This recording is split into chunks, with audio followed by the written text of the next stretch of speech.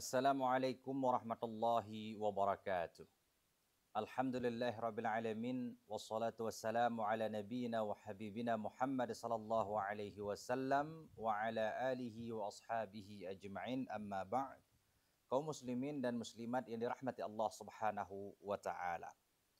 Kalau kita melihat di dalam Al-Qur'an surat Al-Baqarah ayat 84 sampai 85, kita akan memahami dan menyaksikan apa yang terjadi pada hari ini antara Israel dengan kaum muslimin di Palestina. Ini sebenarnya adalah pengulangan sejarah masa lalu saja dengan pemeran-pemerannya yang berbeda. Kenapa?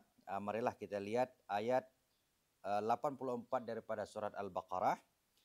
Wa idz akhadna mitsaqakum la tasfikuna dima'akum wala tukhrijuna anfusakum min diyarikum thumma aqrartum wa antum tashhadun.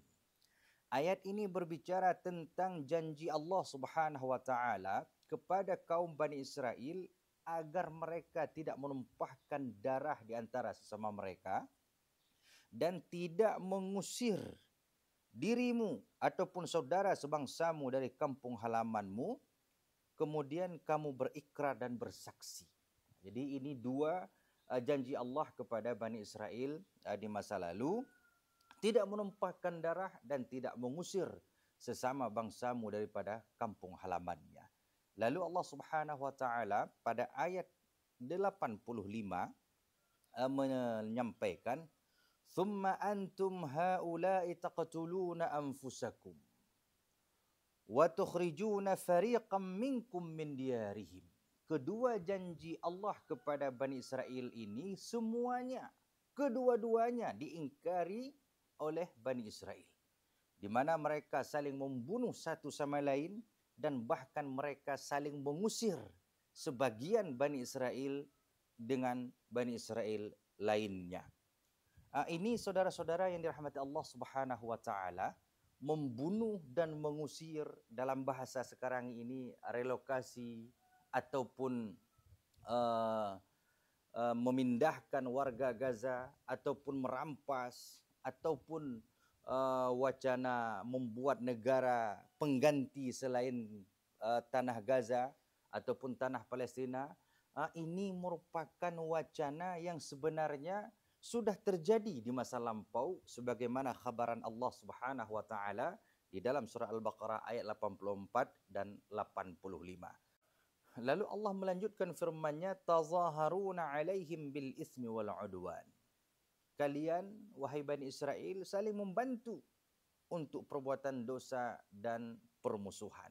Dan inilah yang kita lihat pada hari ini, koalisi demi koalisi, sekutu demi sekutu itu memperkuatkan posisi Zionis ketika mereka melakukan pembantaian, melakukan perang yang sangat brutal, yang penuh dengan kekejaman di luar nalar manusia modern seperti yang kita saksikan di jalur Gaza pada hari ini.